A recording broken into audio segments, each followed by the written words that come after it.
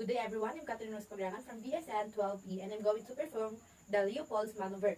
So, Leopolds maneuver is used to systematically palpate the gravid uterus. It is an easy to perform, the non-invasive method to determine the position, presentation, and the engagement of the fetus inside the uterus.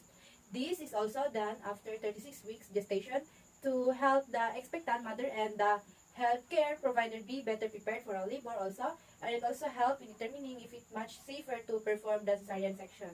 So prior to conducting the procedure, I have prepared the necessary equipment needed, includes the pillow, the towel, and the stethoscope. So next is washes hands to protect my patient and myself from infection and cross-contamination. So, good morning ma'am, I'm Catherine Pagrangan, your student nurse for today. May I see your wristband? State your name and birthday please. Explain the procedure to the patient so that the patient will know what will be conducted to them. So today, ma'am, we'll be doing the Leopolds maneuver. It is an easy method which we use to determine the position of your baby inside the uterus. Then, so later, what I'm going to do is to feel abdomen and add a little pressure so that they can feel and determine the position of your baby, okay? Next, let the patient empty her bladder before the procedure. An empty bladder promotes comfort and allows for a more productive examination. Okay, ma'am?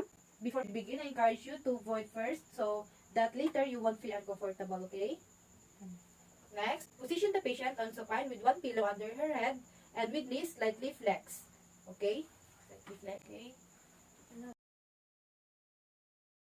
This would be relieve the tension in the abdominal musculature, and placing a towel beneath the patient's hip will displace the uterus of the inferior vena cava and the aorta that's preventing supine hypotensive. As you can see, the patient done with the procedure. Then next, so now I will begin. I'll be needing to expose your abdomen. Next. If right-handed, stands at a woman's right, facing the patient. This is the proper and comfortable position while doing the assessment. And now I'm going to proceed with the first maneuver, which is called frontal grip. Next. Faces the patient and palpates the uterine. Fundus to determine what part of the fetus lies in the upper part of the uterus. To be able to know what part of the fetus lies in the upper part of the uterus. It may be in the fetal head or the bridge of the fetal head feels round, hard, freely movable, and bloatable, while ridge feels softer and nodular. Okay, ma'am. I need this to open to see your abdomen.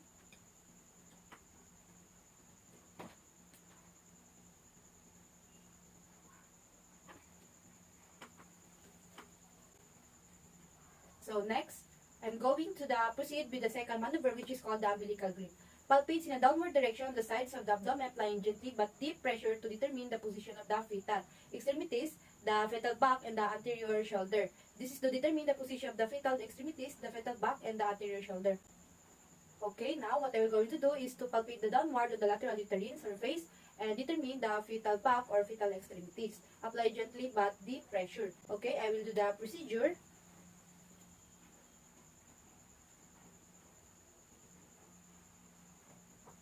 Okay, now I'm going to proceed to the third maneuver, which is called Pollock's grip. Places one hand over the symphysis pubis and grasp the lower uterine segment between of the thumb and finger to feel the presenting part. It permits determination of location of the presenting part in respect to the through pelvis. Now I'm going to place my hand over the symphysis pubis, grasp the lower uterine and segment with my thumb and fingers, and determine if the engagement has already occurred. So now I'm going to then. Okay, I will do the procedure.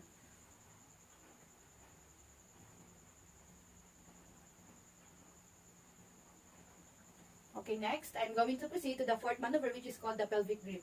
Turn the faces and a woman's feet to confirm the finding of the third maneuver and determine the flexion of vertex. This is done determine the findings of the third maneuver and as well as the determine the presenting part that it is in a hypogastrium of the mother and determine the cephalic prominence. So if the prominence is at the same side as the fetal extremities, then the head is flexed. But if the prominence is of the same side as of the back, then the head is extended.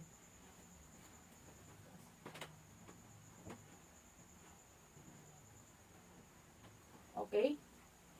Next. Locate again for the back of the fetus and places the stethoscope over it and listen for the fetal heart tone for 1 full minute. This is to know if there is some presence of subabdominalities of the baby heartbeat. So now we are all done of the maneuver, we are now going to locate the fetal back again and listen for the fetal heart tone, rather.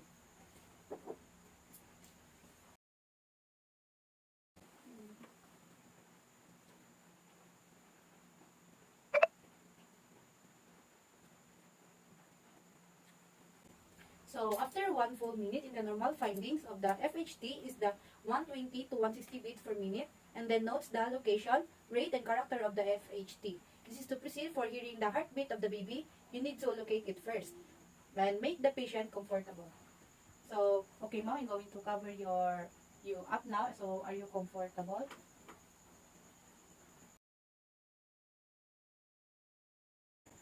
So, now, are you comfortable? Yes. Okay. Next. Document the observation made, the fetal presentation, position, the attitude, and the whether engaged or floating, so that the patient will know what are the results in the assessment if there is any problem to her baby or not.